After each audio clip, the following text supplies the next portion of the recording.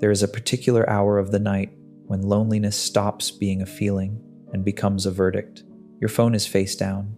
The room is quiet in the way a courtroom is quiet, and you suddenly realize something most people spend their whole lives avoiding. No one is coming, not to rescue you, not to validate you, not to explain you to yourself, not to hold your hand while you decide who you are. And this is where the weak begin to rot. They call it bad luck. They call it a phase. They call it being misunderstood. But the truth is colder and far more useful. Isolation is not a punishment. Isolation is a test. Because when you are alone, the world removes its masks and leaves you with only one opponent. You, your cravings, your fantasies, your excuses, the stories you've been telling yourself to soften your failures, the hope that someone else will make your life feel meaningful without you having to become meaningful. Most people cannot survive this stage, not because it hurts, but because it exposes them.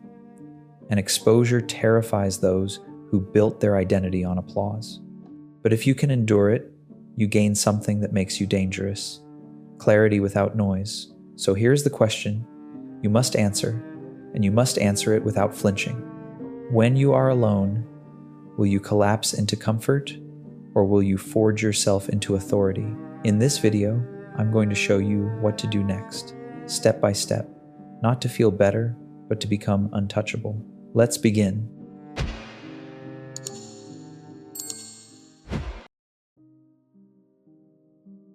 When you are alone, your first enemy is not sadness, it is drift. Drift is what happens when you wake up and your day belongs to nothing. No schedule, no witness, no consequences. You tell yourself you'll figure it out, and the hours dissolve into distraction. The lonely don't collapse from pain, they collapse from the absence of structure. So the first thing you do is simple, brutal, and non-negotiable. You build a regime, not motivation, not inspiration, a regime. Machiavelli understood this instinctively. A ruler without order is not free. He is exposed, and exposure invites invasion. Your mind is a city with open gates. When you have no discipline, anything can walk in. Old habits, cheap pleasure, self-pity, fantasies of revenge, the need to be seen. Isolation reveals your true appetite. It also reveals your true weakness. You will bargain with yourself when no one is watching. That ends now. Choose 3 fixed anchors in your day. Only 3. Morning, midday, night. And they do not change. A walk before sunlight fades. A block of work with no negotiation. A physical ritual that sharpens the body and humiliates laziness. You are not trying to become balanced. You are trying to become reliable, because reliability is power.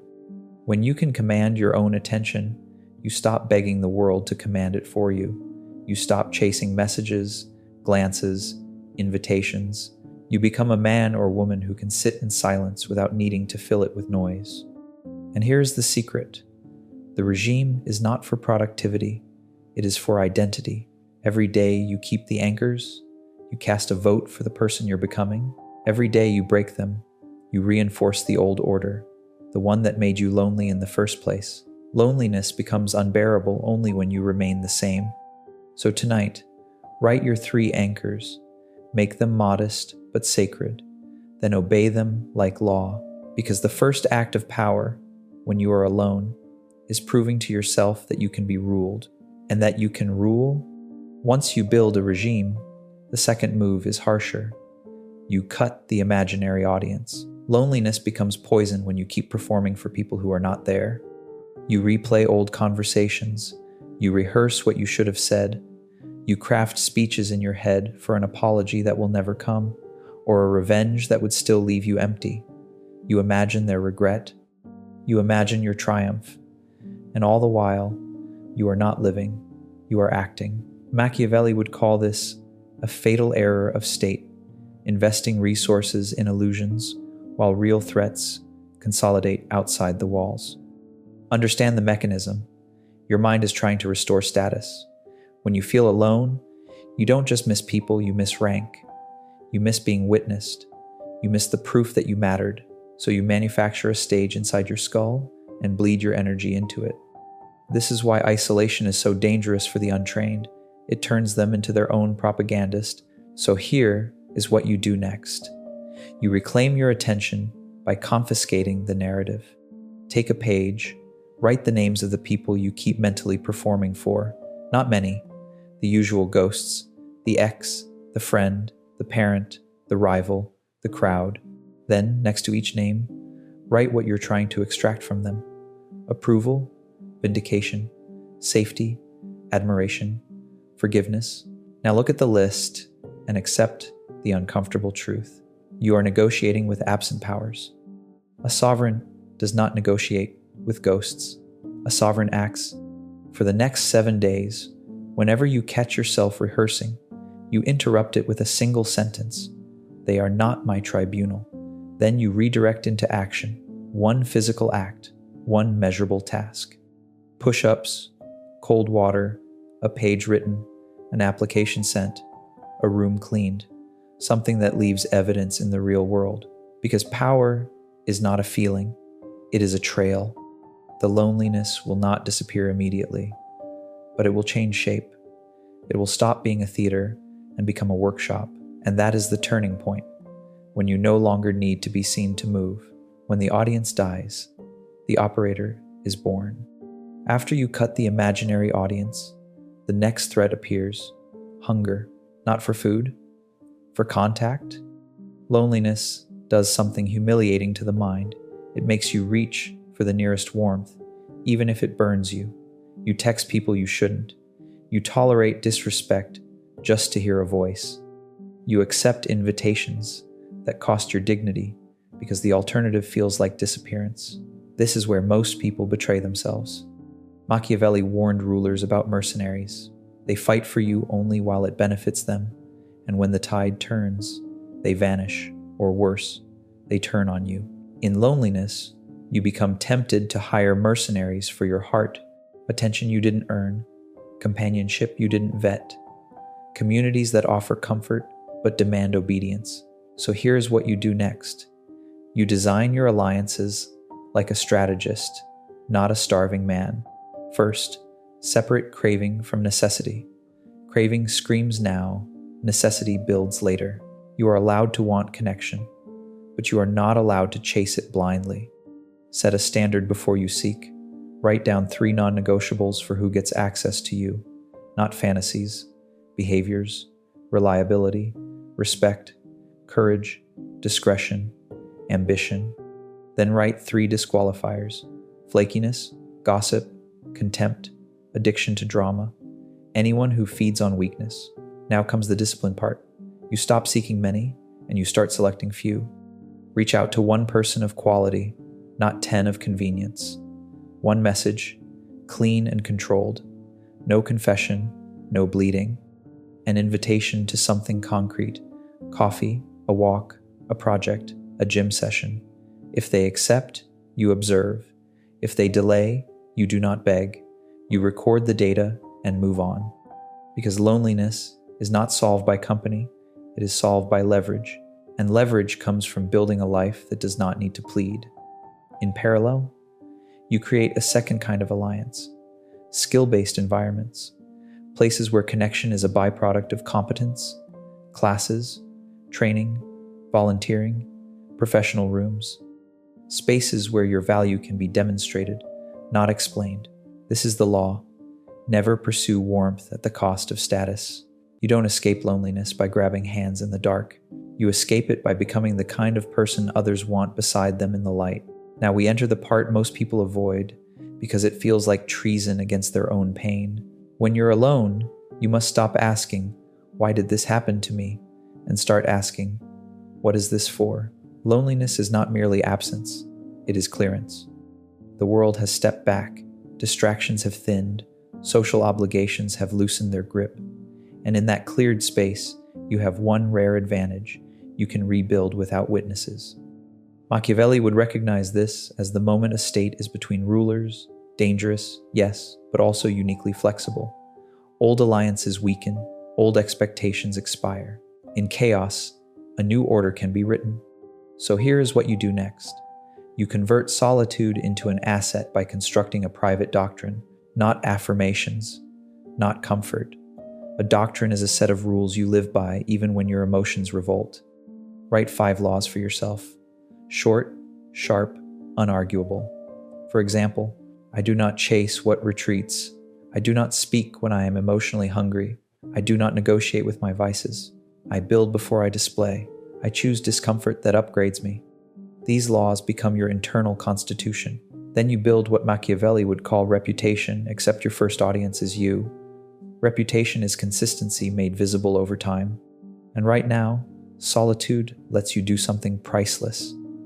You can practice without being judged. Pick one craft that raises your power in the world, a skill that compounds: writing, sales, coding, design, a language, a trade, strength training, something measurable, something that punishes excuses. Then create a daily quota so small you cannot dramatize it, but so constant it cannot be ignored. 30 minutes, 1 page, 10 calls, 1 workout, every day. This is not about becoming successful. It is about becoming inevitable. And here's the cruel beauty. The more you build in silence, the less loneliness can insult you. Because loneliness only wins when you have nothing to show yourself at the end of the day. So you will end each day with proof, a record, a marker, a quiet accumulation. Isolation stops being a void. It becomes a forge. Solitude doesn't just clear the room. It reveals what you've been medicating. Most people aren't lonely because they lack people. They're lonely because they cannot sit with themselves without reaching for an anesthetic.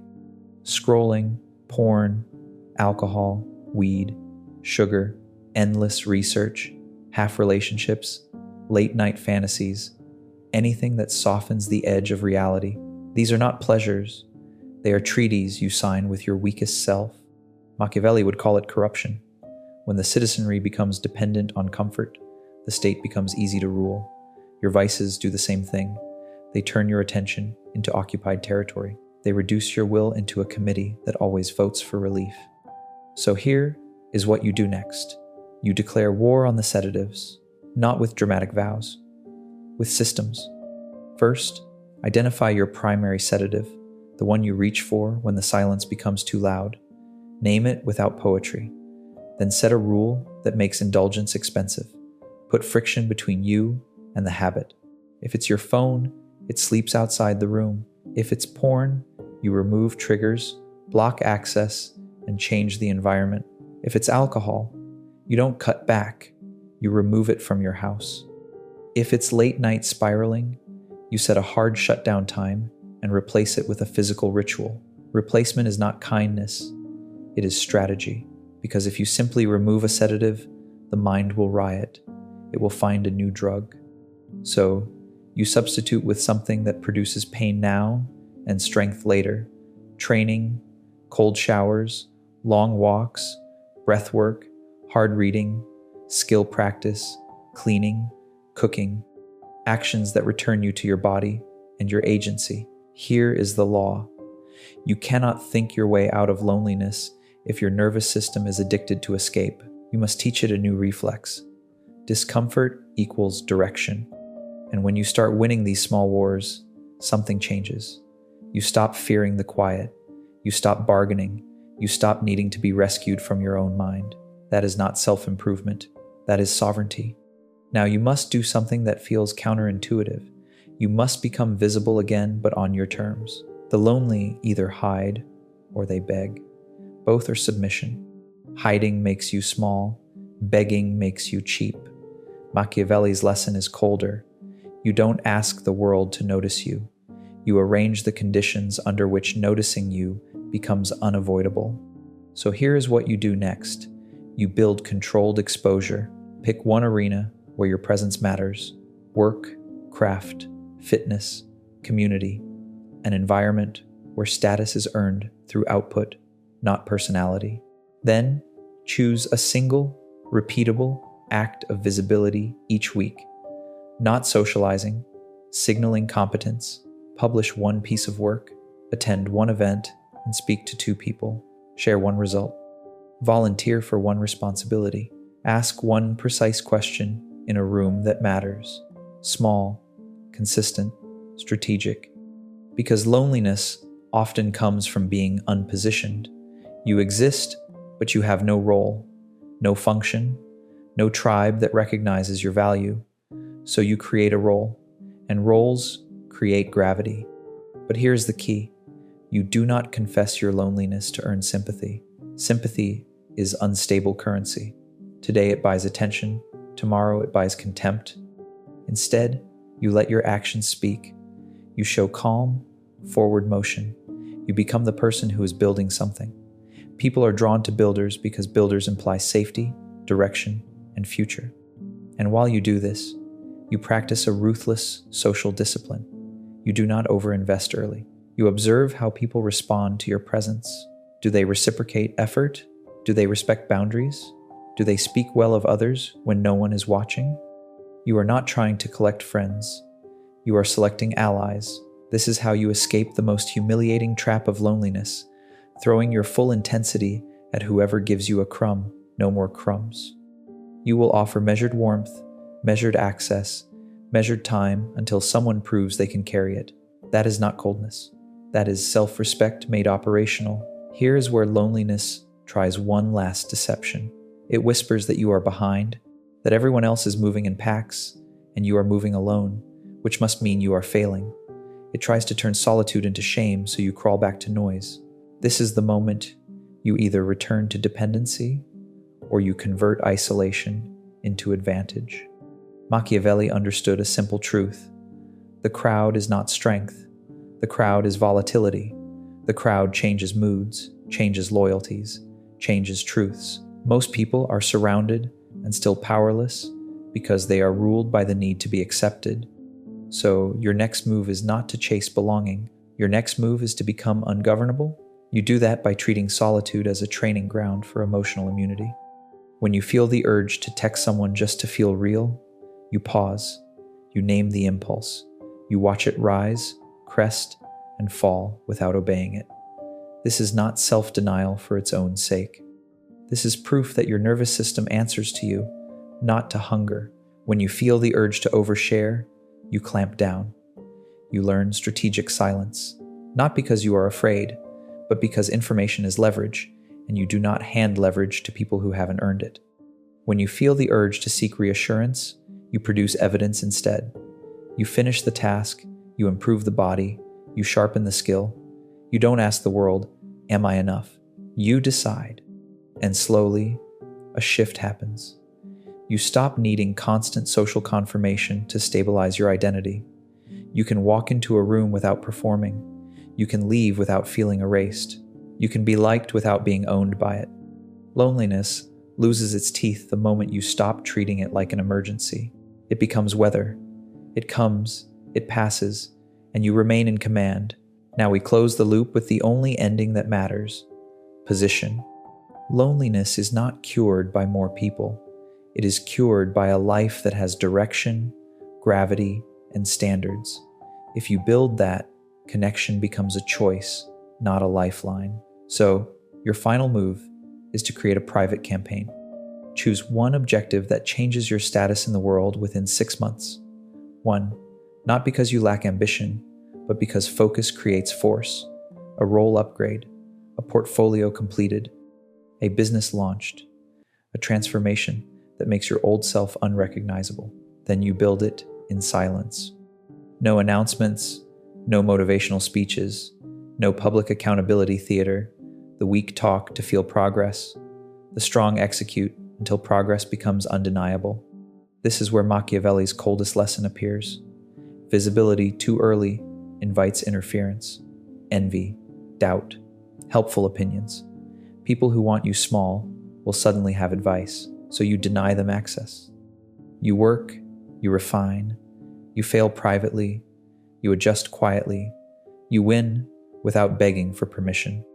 And when loneliness returns because it will, you do not sedate it. You weaponize it. You pour the unused hours into the campaign. You let the quiet become an amplifier.